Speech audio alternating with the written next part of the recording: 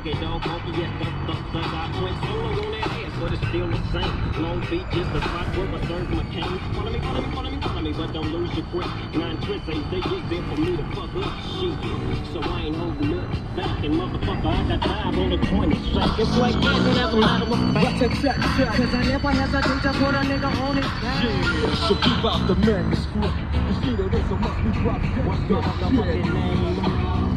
What it do, E-World, crisscrossing wires. We out here on a cold ass day.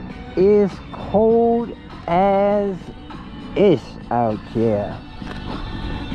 Man, I didn't think it was this bad, but it's pretty bad. Make no mistake about it.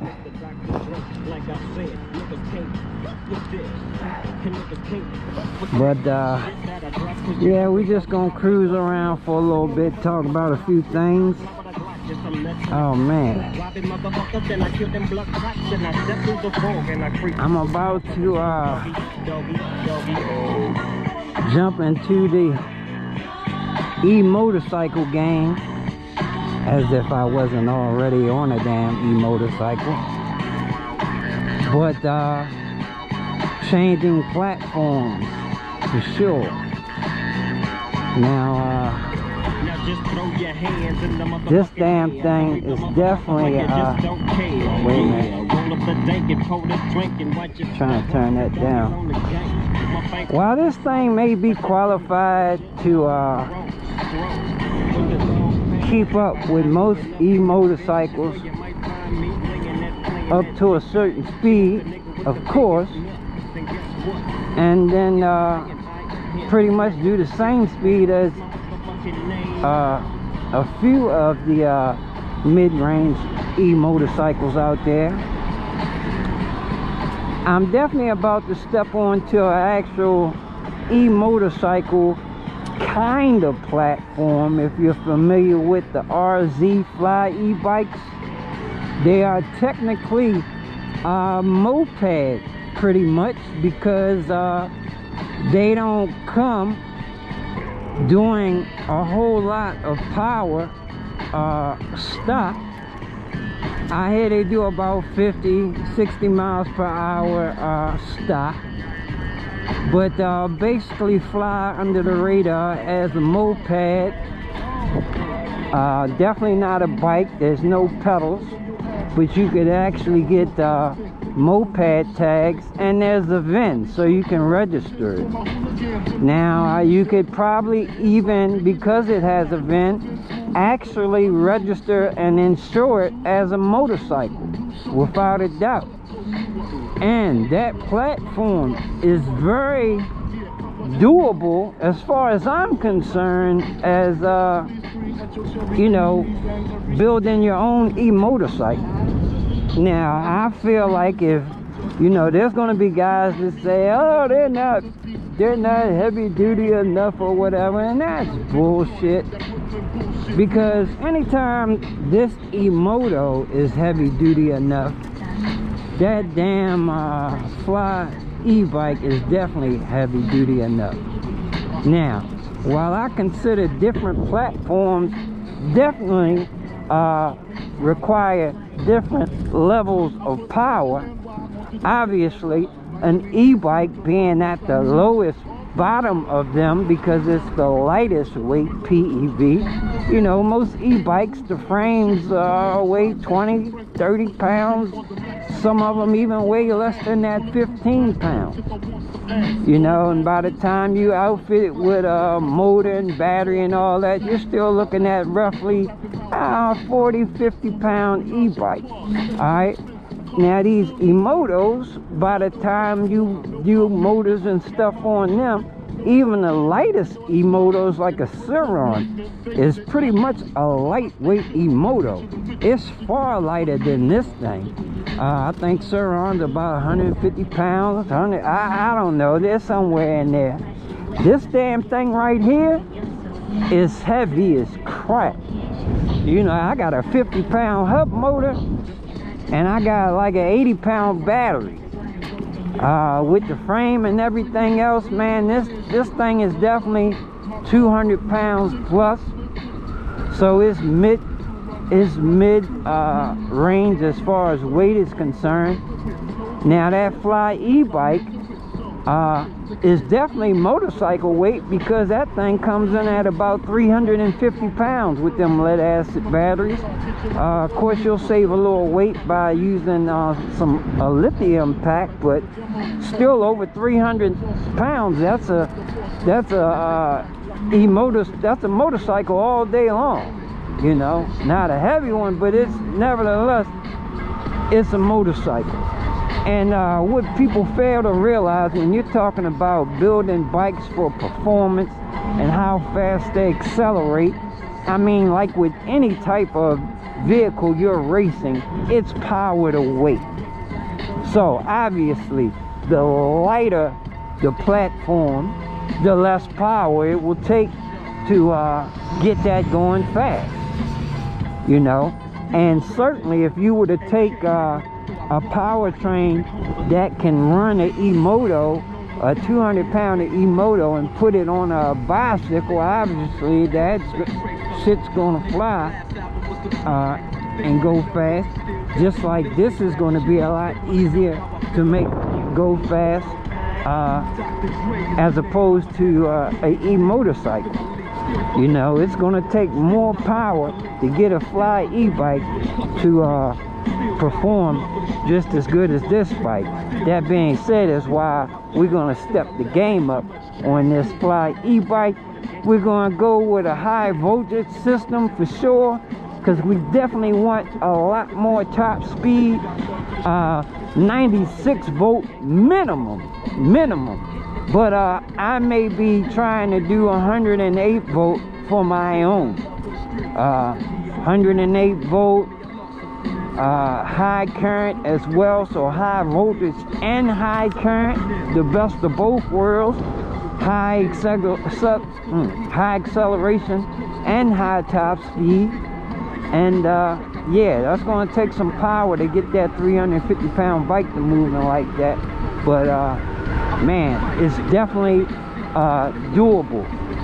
The battery compartment on that thing is huge. I was looking at videos of the upgraded lithium packs they put on those, and they put 50 amp hours in there, and they still got half a battery compartment left. So you can actually put 2 of those 50 amp hour packs in there for 100 amp hour, man. And you're talking about some range. Now imagine if you put 100 amp hour on the stock system that's in there. And I think that stock system is probably 5,000 to 7,000 watts.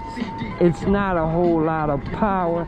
It's just enough to get you going and get a decent top speed, but it's not nothing that's going to you know, blow your mind.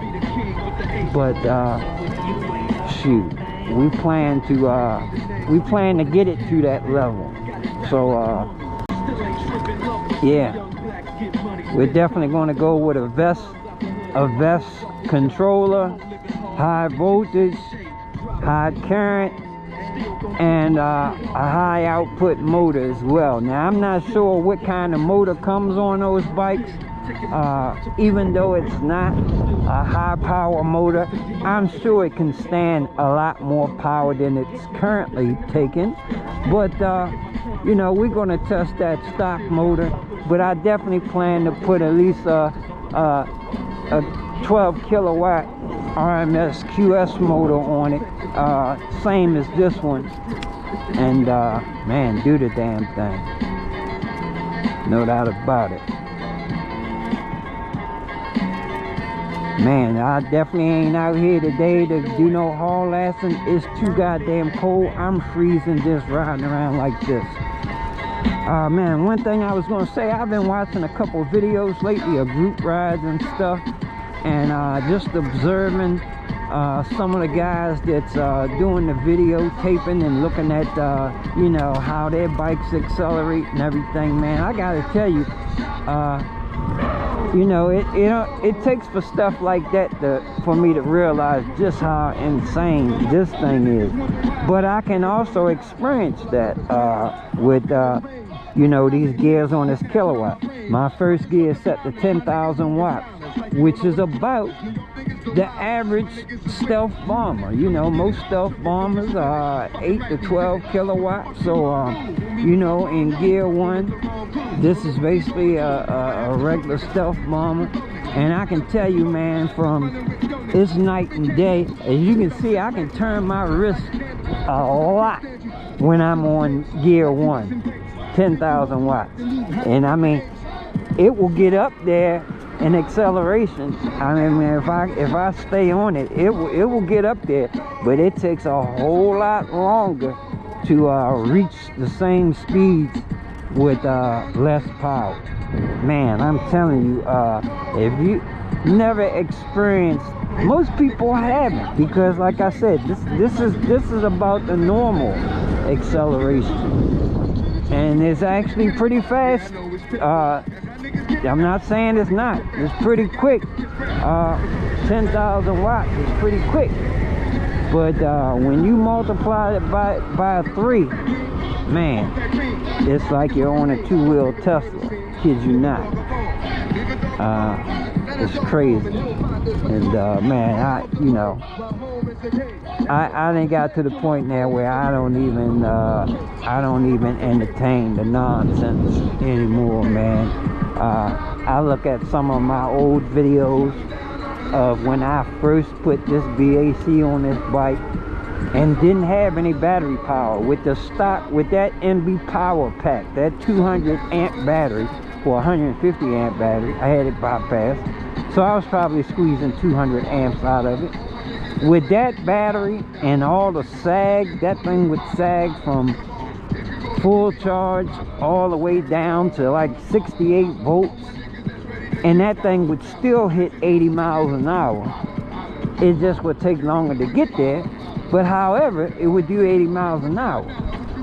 So you know, for those that don't think 3 times that power, well, 2 times that power for sure would be better. They just simple in their mind, you know, and they think just because they don't see it, it's not capable.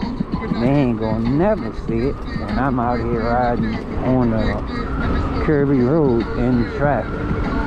But trust and believe me, this thing ever gets out on a long straightaway, it can do its thing. You know, those last, you know, like it's pretty good up to about 85, 90 miles an hour, and just like any other bike to get towards the end of its speed range, those last 10 miles per hour, they come slow. You know, they don't come as fast as the first. So, you know, you gotta have a long road where you can keep going and stay on that throttle. So I wish I had one of those long straights close by. Yeah, but fortunately I don't.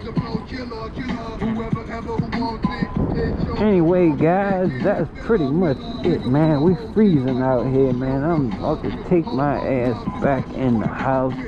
Just wanted to talk to you about this new build we're going to be doing, man. You know, I'm going to show the progression of how you can mod a RZ.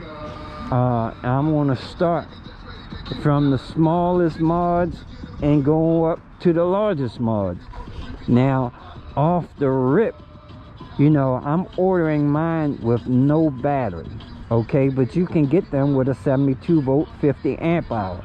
Now, I happen to have a 72 volt 50 amp hour battery that's not a high output battery, but that bike being stock doesn't need a high output battery.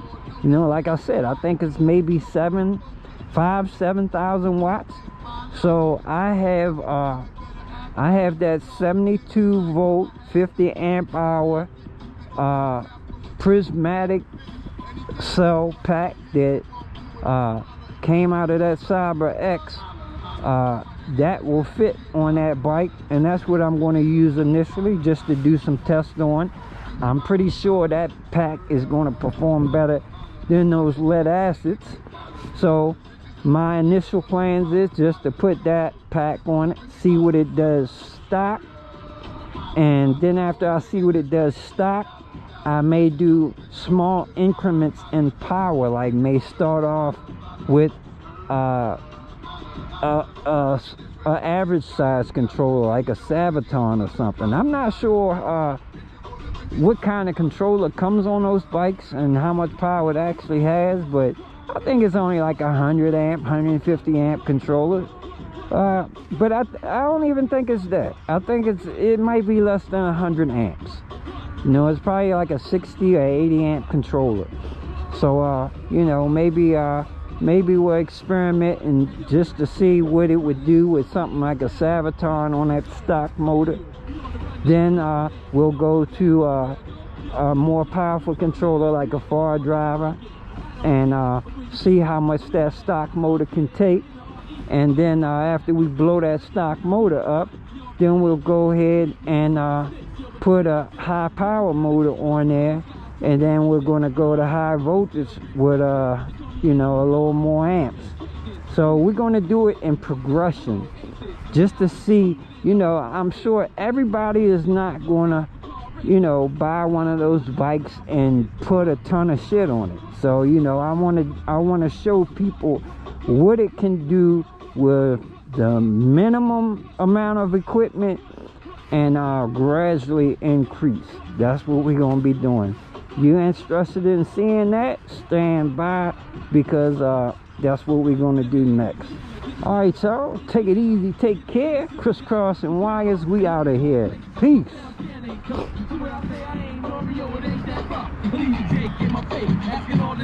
I gotta keep my mouth shut and don't say what, but yo, it's hard to. Nevertheless, got the heart to. Yo, from New Orleans, LA, VA, the Queens, the high 95. Now we hit the Philippines, but now it's different. You gotta stay sober. You communicate, Star Tech, Motorola. Keep it on the hot top. Don't talk too much. Calm down, entertainment. You know, just going to 2. 1 to 2 is a huge difference right there.